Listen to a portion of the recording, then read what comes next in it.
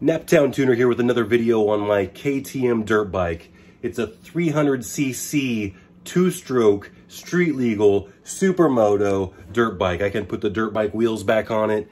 I can do whatever I want with it, really. So we're gonna take the engine out and split the cases and put a new crankshaft in it and piston in it. But in this video, we're just gonna be talking about the cylinder jug. So let's just get into it. So here I've got a couple different cylinder jugs to show you before I go ahead and clean these. Well, really this one is the only one I'm worried about. I just pulled this one off the shelf just so I could show you. This was a parts bike that I bought.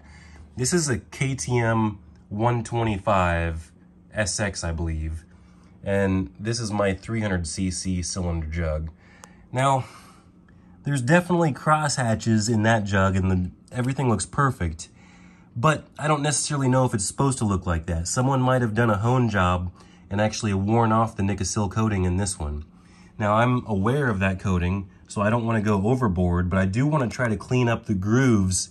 Even though I can't drag a nail through any of those grooves, I would prefer if there was some way that I could just clean it up a little bit so I didn't see them. I don't know, I'm just gonna try it, all right?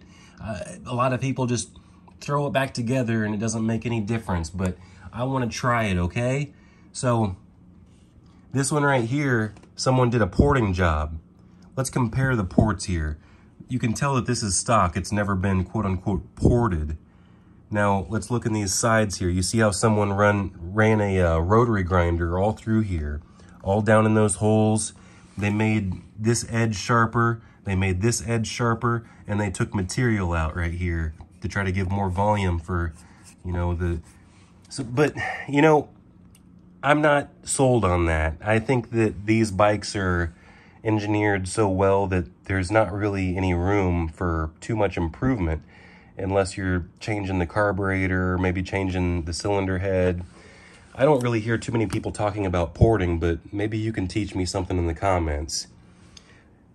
I'm not going to port, but I could potentially see how cleaning up these edges into a knife edge and things like that could help. But you can tell that they actually took away material even from these sides right here, and they tried to smooth it out. But, you know, these ports aren't even the same size. You can tell that these are more rectangle, and it looks like these go in a little bit further. And I'm just not going to mess with KTM's design, because I think in this case the engineers probably got it figured out more than what I could play with. So what I'm going to try to do here, I'd like to mount the camera, but what I'm going to try to do here is just clean up this cylinder. I'm going to try to get some of these lines out, even though my nail doesn't drag through those lines.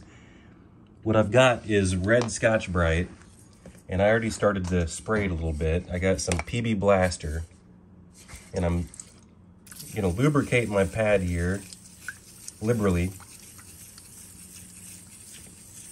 And then I've already sprayed it before I started the video. You see it's already leaking out, goozing out. That's expensive stuff, man. I need to wipe that back up and reuse it. But I think it's good enough. What I'm gonna do is I'm gonna start by just trying on the bottom here, just seeing what a little bit of rubbing will do.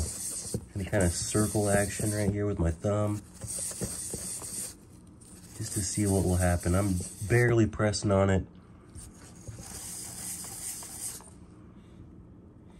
Not really doing a whole lot. But you know what? I think I'm just gonna barely touch it up and move on, because it's not gonna do too much. I'm just making a mess. Yep, most certainly making a mess. I'm gonna fold this in half here. I'm just gonna stick it in here. Oh man, PB Blaster is dripping everywhere. And I'm just gonna kind of fold it like this and just kind of do like such. Just to make me feel better, okay? Maybe I'm doing a disservice to this cylinder. You tell me.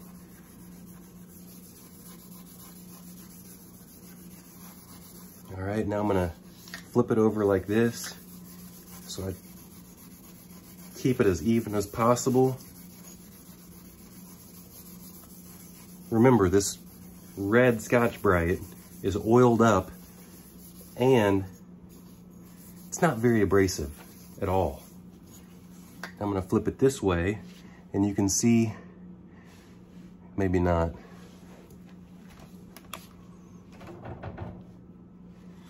Boy, it's hard to see what's going on. I got all kinds of lights shining in here, but I can still barely show you what's going on here.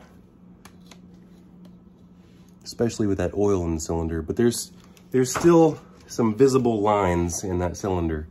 Whenever I have it all wiped up, I'll get you a better view. So, do like this.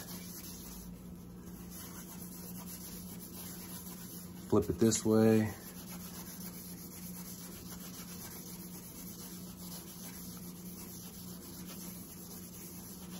All right.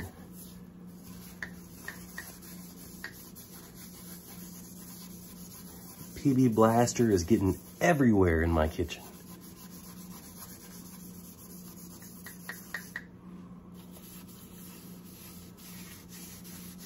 I'm doing one of these jobs, in and out a little bit maybe.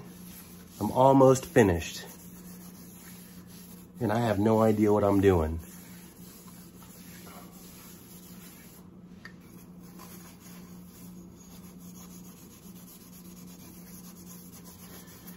Okay, that's good enough. That's good enough for me. Now, the lines are still there.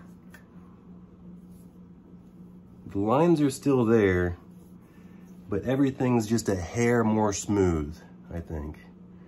Let's dry it off and show you.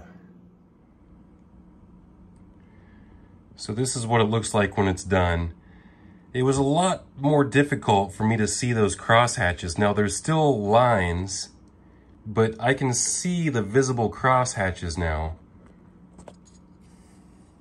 A lot easier. It looks like there's a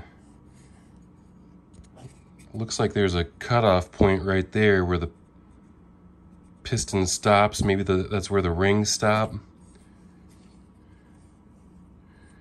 Like I said, you can still see those light grooves, but everything in the cylinder is a lot more smooth. Now, since I can't put my nail in any of those grooves, I'm gonna go ahead and run it, even though those grooves might be an indication of a worn cylinder liner, the nikasil lining coating that Molly invented over 40 years ago. So that's all for the jug. Next video will be taking that engine out and we'll see how far we get. Now, if you want to watch a pro talk about cylinder resurfacing, I'll pin that in the comments.